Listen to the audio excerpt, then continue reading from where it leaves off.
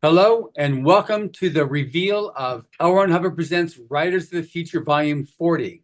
My name is John Goodwin and I'm your host. I'm the president of Galaxy Press and Author Services. And I'm so excited that we've got now the 40th volume. 4 decades of Hubbard Presents Writers of the Future is quite an achievement. Many of you have been following us many years, know what it has done for the industry in general. And I'm very excited because we've got an amazing judge, Santos, who has done the cover art this year. And we've got another one of our judges, Steve Stirling, SM Stirling, who has done the story that was inspired by the cover art. Now, about 10 years ago, we actually started a bit of a change up. Normally, you've got a story and then it's given to an artist and they then will illustrate that story.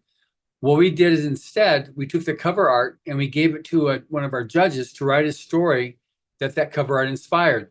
So that's what we got this year, and we're going to be bringing on shortly both Dan and Steve to talk about their respective roles in this cover reveal. Now, just a bit of a background. Writers of the Future was a contest created by L. Ron Hubbard in 1983. This was in continuation of many years of providing a helping hand to the aspiring writer, going back to the 30s and 40s. He had many articles he wrote into Writer's Digest and other such publications. He was the president of the New York chapter of the American Fiction Guild.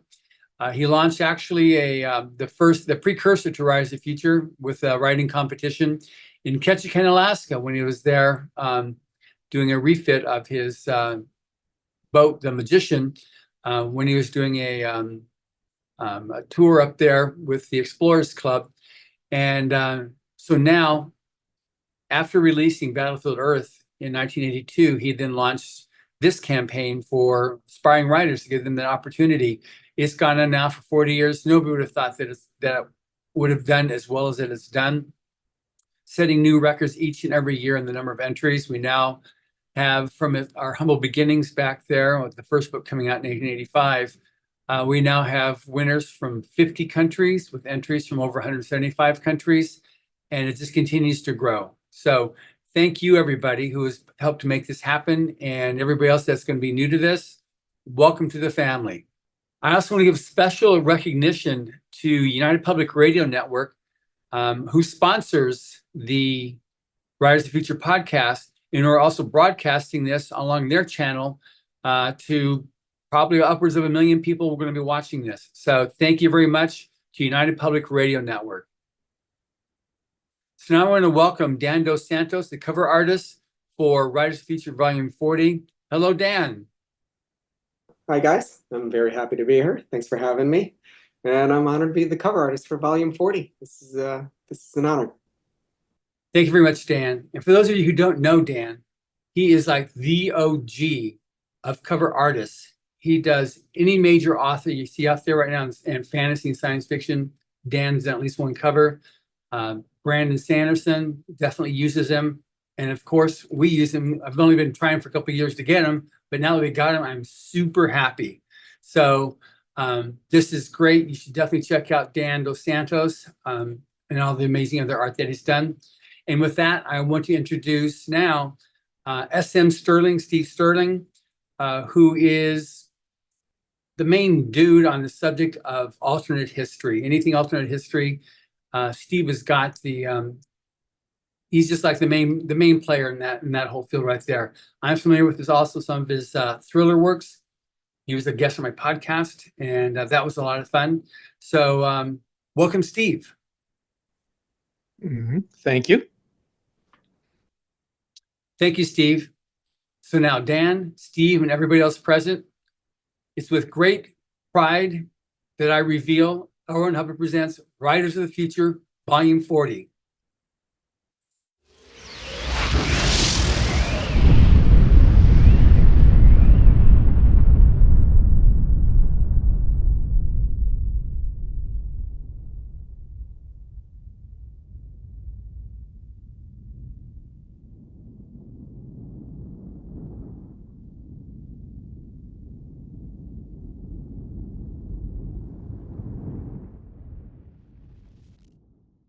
So what'd you think of that? Now here we have the front cover. Now here's both the front cover and the back cover. And here we are now with the actual art itself that was painted by Dan Dos Santos. So Dan, please tell us a bit about what inspired you to create this painting here. I know it has a lot to do with the last time you were here for the Rise of Future Awards event, a little trip you made to the La Brea Tar Pits. So brief us, please. This was inspired by the La Brea Tar Pits. You guys were kind enough to have me out to LA to help do the workshop at last year's function, which I love. It's a chance to work with students, and it's a chance to see the town. And several other judges and I, Larry Elmore and Tom Wood, we decided to take a day to go visit the La Brea Tar Pits, which I had never seen before. And I was already asked by Maliva to do next year's cover, so it had been on my mind that I need to come up with an idea for this cover. And when we went to the tar pits, there was so much cool stuff. I was like, oh, this would be great. This is super LA, which I feel like is kind of ingrained in the writers of the future. As far as I know, you guys have always been in LA.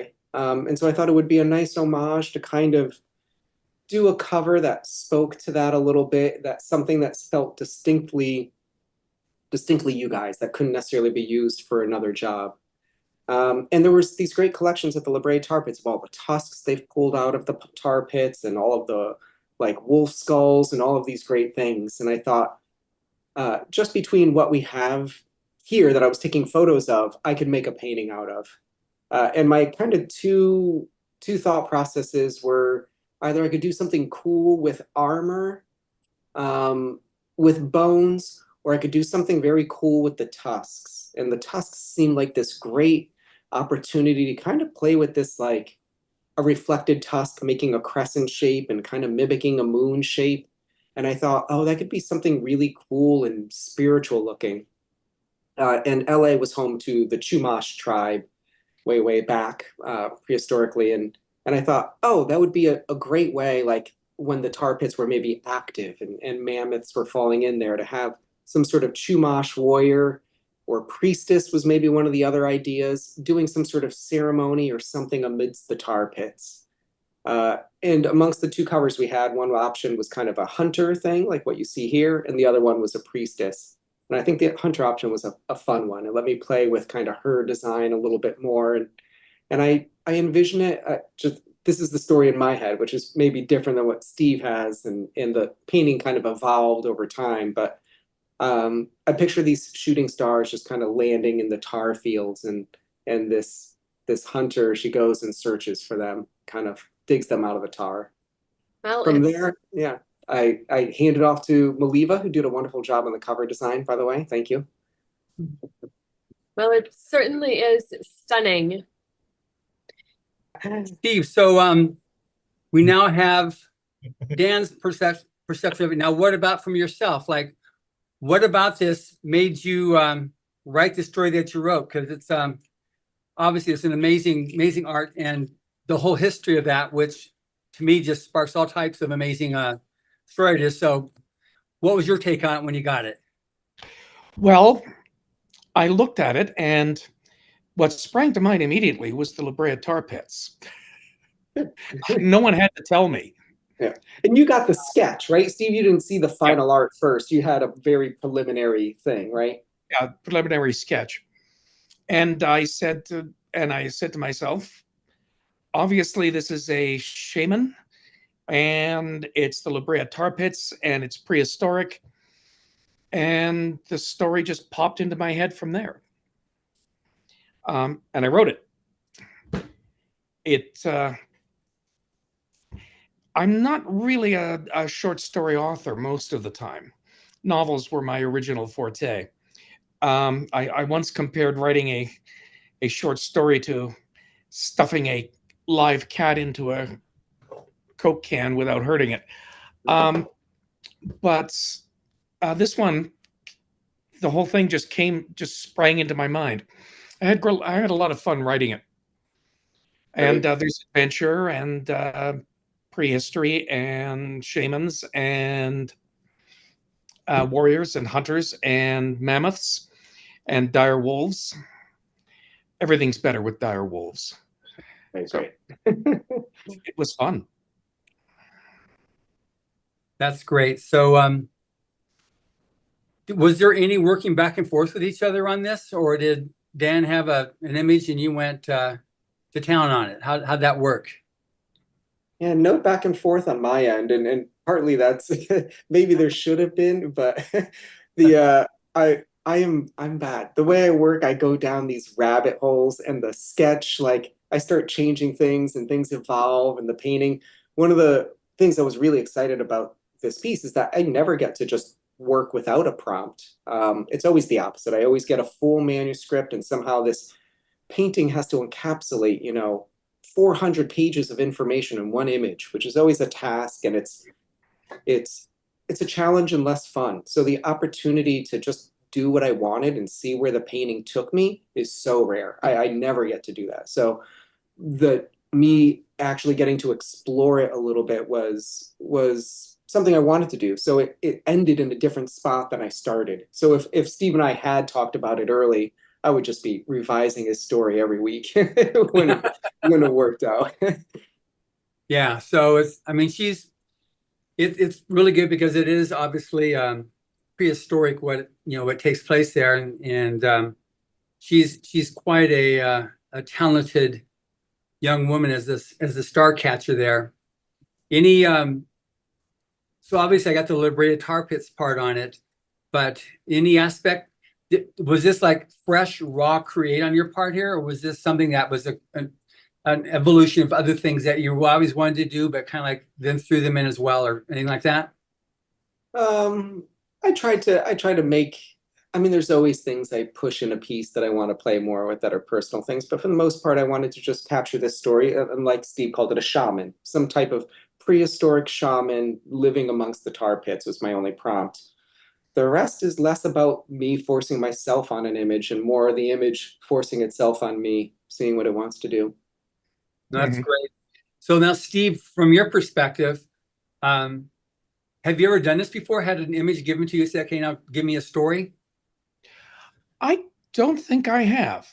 New for both of us then. It was a new experience. What was the experience then? How was that then for you?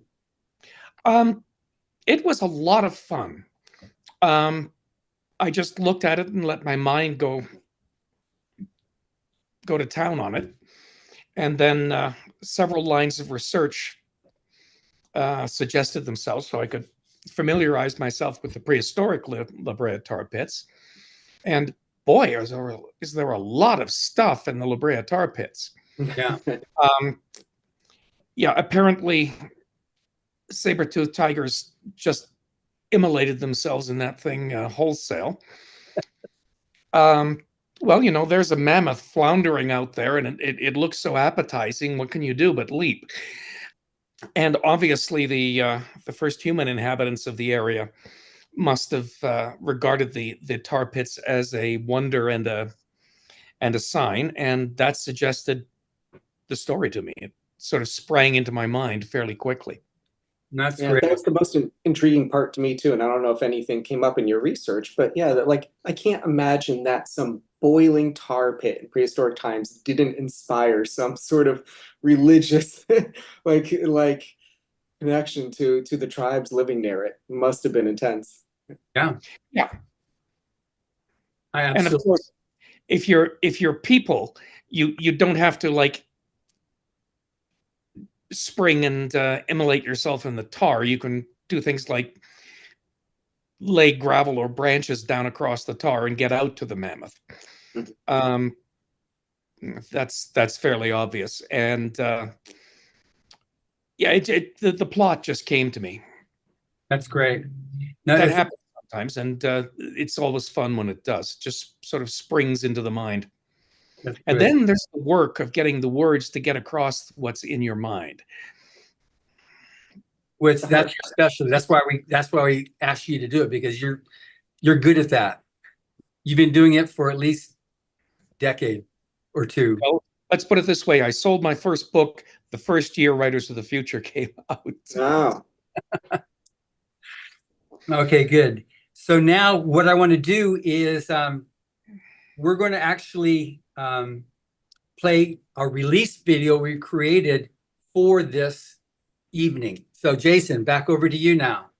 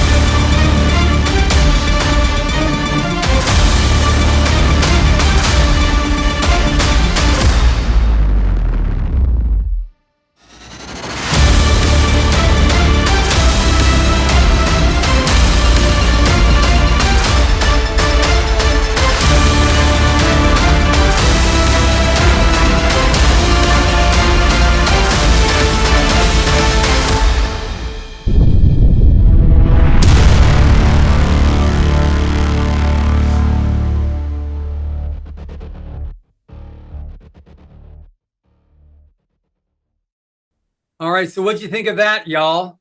That was great. Yeah, that came out really good. And maybe you notice that last little thing, that little rectangle at the very bottom of the image that says order now. So that's kind of like a command. You know, it's one of those things, like it's very simple, order now. So we've got a link in the chat so you can place your order for it.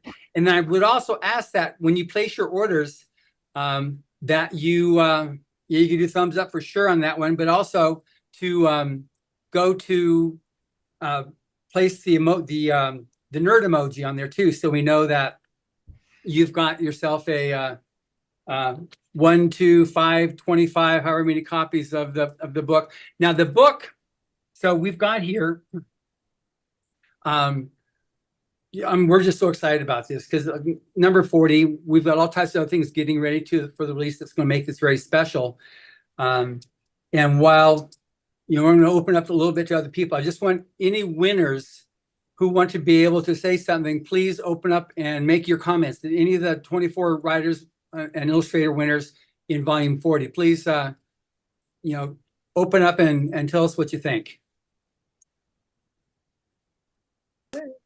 I'll talk. I think it's absolutely gorgeous. It's so pretty and it's so evocative. And when you guys were giving like the little hints, I was like, oh, it's going to be really science fiction. And I'm so excited to see it has such a fantasy, really to me, a fantasy influence too.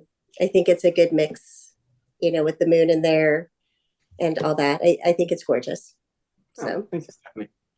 It's really a breathtaking cover. Congratulations to the whole illustrators and writers of the future.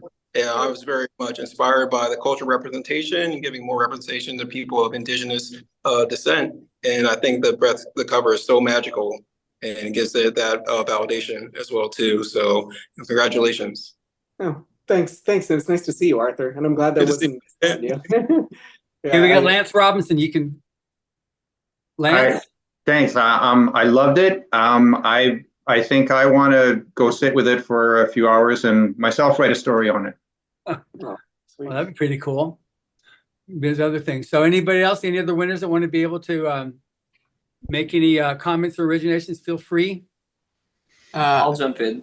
Oh, Okay. Go ahead, James. No, you're first. Okay. I just want to say I really like how last year's cover was so red, and this year you've kind of gone with the blues and the purples. It just shows that you're constantly changing things up, making things look different. So I love the just the variety I'm seeing. That's great. Actually, a concern for me, Jack, it's when you do any series, even if it's not the same artist continuing that series, I always try to make sure my cover looks all right next to the other 3 before or whatever it is, so I'm not repeating too much. Yeah, here we go. Here's the cover image again. Okay, and then we also, who else was there? That one, Tyler. When we got James Davies wanted to say something. James. I just wanted to say it's a beautiful marriage of fantasy and sci-fi, and it definitely looks in keeping with the rest of the series. And if there's anyone out there that's still entering Writers of the Future and isn't one of the winners, you have probably 100 different story prompts in that picture, so go nuts with them. Oh, thanks. That's great. Any other Tyler Vale. Come out wherever you are. Howdy. I just want to say it's such a beautiful piece. I don't know if I want to put it on my bookshelf or on the wall. Oh, thanks. And even while you're saying, I was Googling the tar pits there. I'm like, I hope I have some time while I'm at the workshop to go visit them now, because it made me want to look into it more. It's a cool museum. It's a great museum. It's just nice. You could do it in a few hours. It's beautiful. That's great. And do we have anybody else too that would like to say anything from? I do. Okay. Yeah, I'm just I'm through. I mean, obviously we always have high expectations of the covers. They're beautiful. And this is just it exceeds my expectations, and can't wait to have it up on the wall. And then I definitely I know the workshop is going to be jam packed with a lot to do, but I definitely would love if we could take a field trip out to the tar pits, because that would be super cool. Yes. Note taken. Exactly. Note taken. Anybody else? Any other winners we've got here that would like to originate, say anything? I do see there was a comment early on, or a question in the comments by Ollie, maybe. Ollie, to answer your question, it's all oil paints. I do everything traditionally. I sketch digitally and stuff, and I use digital tools in my process, but the final painting is always all traditional for me. And this That's one's great. a rather big one, actually. Yeah. Okay, I know we've got a few other winners in there, but that's fine. You don't. We're not trying to put you on the spot here. So, but I just want. It's okay to do your comments on the side as well. But we've also have a very special guest here. The coordinating judge for the Writers of the Future, Jody Lynn Nye, who has some things to say about this, the book itself, the stories. It's just because it's a book. It's about it's about the story, and then because of what we've done with this contest created by Mr. Hubbard, it's also about the arts in general. So we celebrate the arts and storytelling. So Jody, please come on board and say a few things. Hi there. I'm very glad to see a few of the winners that I chose over the course of the last year here today. It's great to be able to put faces to some of the names. And I had so much fun reading your stories. I couldn't wait to put them before the other judges for votes. And I'm so excited. You're looking at the illustration that is the cover, and it's beautiful. And Steve Story does such a great job of evoking Dan's art. But the 12 stories that follow that are by all of you winners are really spectacular. And they're so varied in tone. Just, like I said, it's science fiction, it's fantasy, it's past, it's future, it's cat stories, it's computer.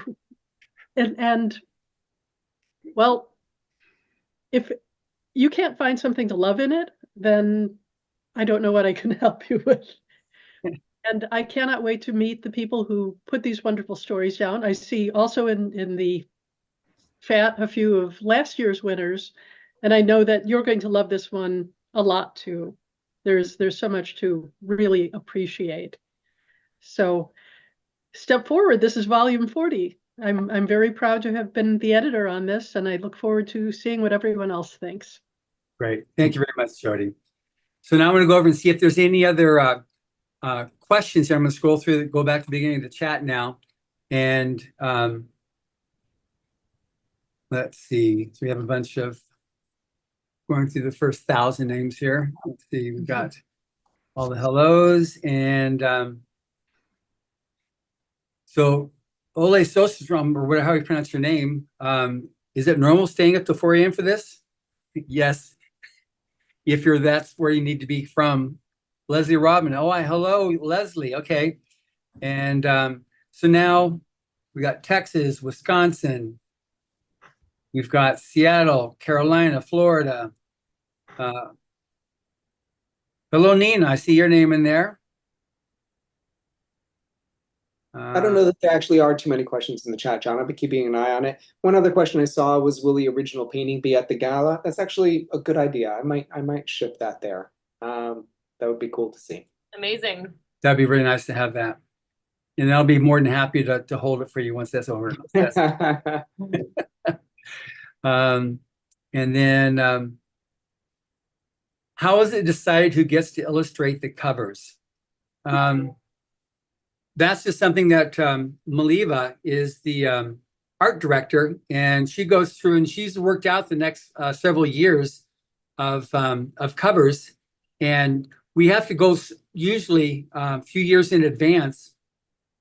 Like with Dan, we had to wait. Yeah. We had to wait 18 years before he could get I into know. I'm just realizing I was supposed to do number 39, and then I just got I was drowning in work for the past few years. Like seriously, at the end of I was on the verge of a mental breakdown, and I couldn't do it. And I thought I can't pass it on this 2 years in a row. So that's how they chose. I was finally ready to do it. Yeah, when you're dealing with the caliber of artists that we have with our contests and writers with that contest, there's you have to deal with years in terms of lead time. We don't necessarily have somebody that can do something. Okay, yeah, in a couple of months, no problem.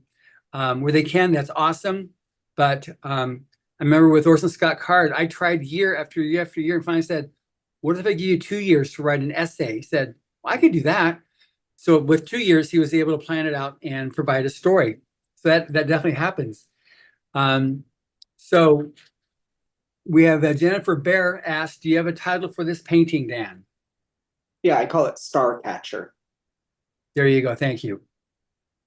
And I see Steve asked how long did it take to do start to finish. Steve, it's usually, I think it probably took 2 weeks between coming up with the idea and then shooting a model and executing the painting and then changing some things in the painting. Probably about 2 weeks time. Great, thanks. Now, so Connor was a bit shy to come on camera, but I've been a massive fan of Dan for the past 7 or so years, and this is such a stunning piece and beyond an honor to have as the cover. Oh, so thanks. anytime you'd like to show your face, Connor, go ahead, but otherwise we'll respect your sense of privacy there. So when can we share this fantastic image? In about I don't know, 10 minutes when we're done. We definitely we'll have this up there so you can start sharing it. We'll be posting these images on Facebook, on Twitter, on Instagram. The video will also be on YouTube and on Facebook, so we can actually have this going out. And then in terms of, let's see, take advantage. You've got Dan right now and you've got Steve right now. If you have any other questions, please feel free to ask and get them done. That stands, you're right there, and where he creates his magic is that, look at, those are his paintbrushes. That's my mess. Yeah. So just beckoning to me all the time. That's literally where I'm going to go after this. Let's go paint more. Yeah. So anybody else have any questions or chats on this that you want to be able to comment or ask Steve or Dan, or have the artists been teamed up with their stories for the book? Absolutely. They were teamed up back in December, and they were given a short story. And then Echo Chernick, who's the coordinating judge for the Illustrator contest, art directed them on the piece that they did for the book. So those have been done. The book's in print. Is the book is at the press right now, and it's the top box. And the galleys are going out to booksellers, right? I mean, to the review magazines. I sent to Publishers Weekly, and it looks something like this. Oh, great.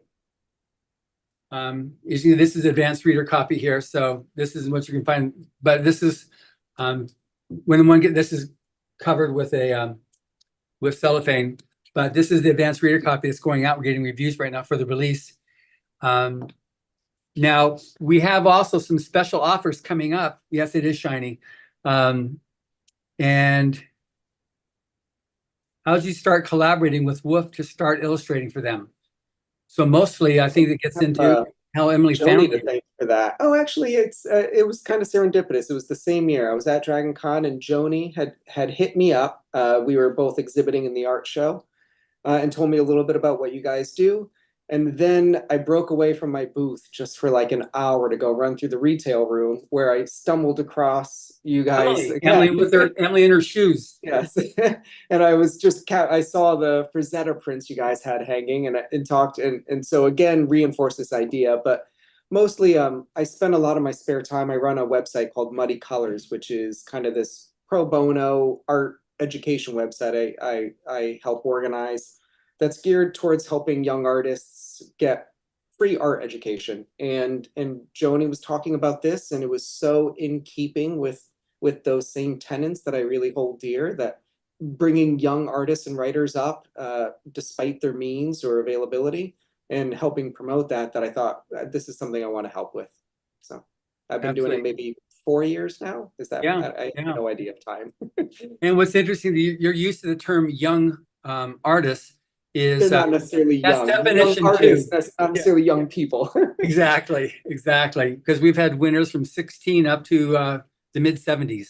Yeah. We have no idea you have no idea the age, ethnicity, anything about them other than their art. So that's what makes this even so much more special.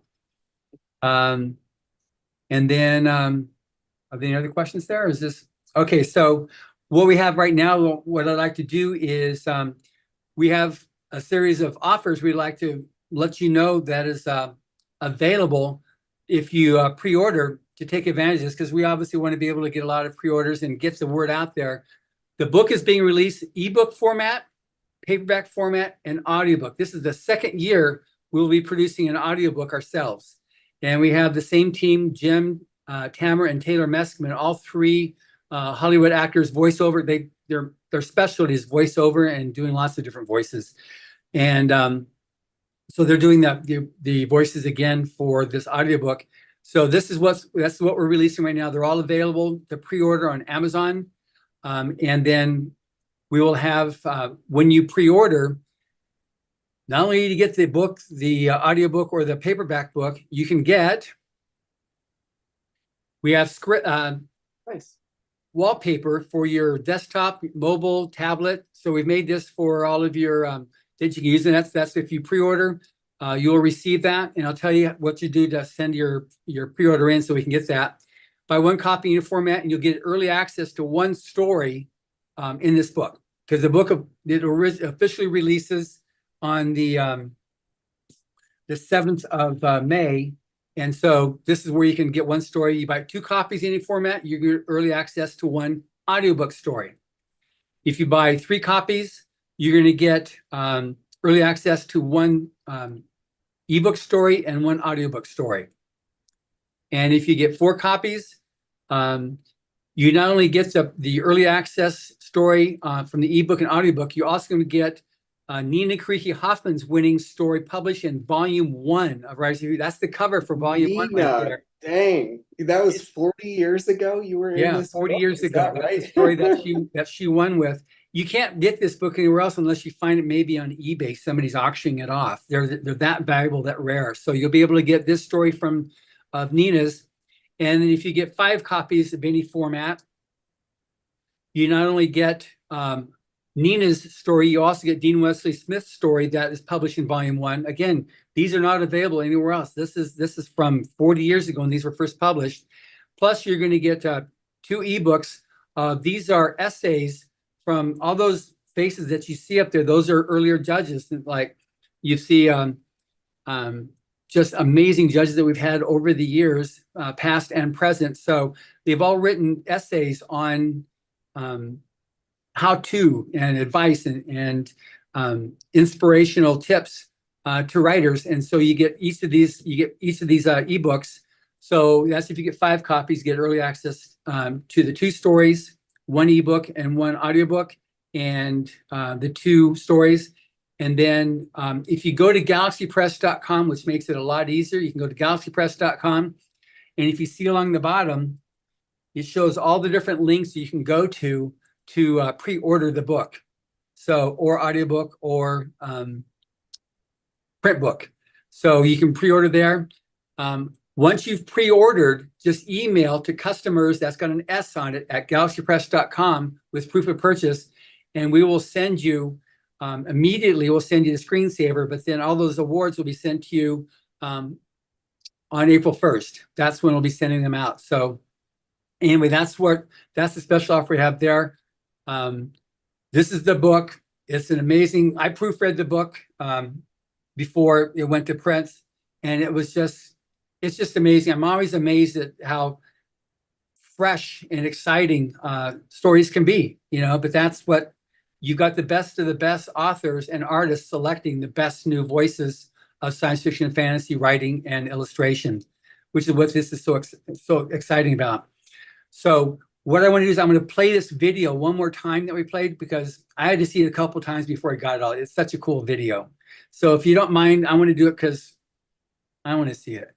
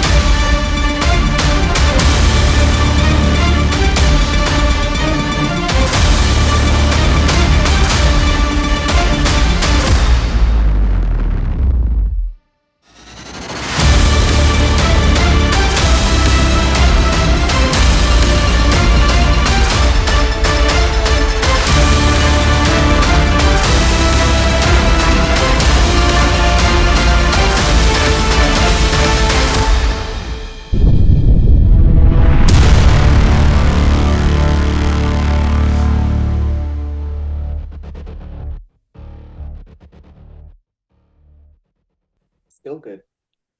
Yeah, I love that. And that will be available as its own video you can have and share as well. So most of you are already in communication with either myself or with Emily or Joni. So absolutely, request any of these things you want. You'll see them on social media. Otherwise, thank you very much for attending. Thank you very much, Dan Santos and SM Stirling for attending, and our other judges. Thank you for taking your time to be there, Nina and Jody. And it's just, we're so excited about this year. We're looking forward to seeing everybody out in about a month or so. It's coming really close, and we're looking forward to making it bigger and better yet again. Thank you very much. And if you haven't gotten your book, get it. But now you know about it. Tell your friends. Thank you very much. Bye-bye.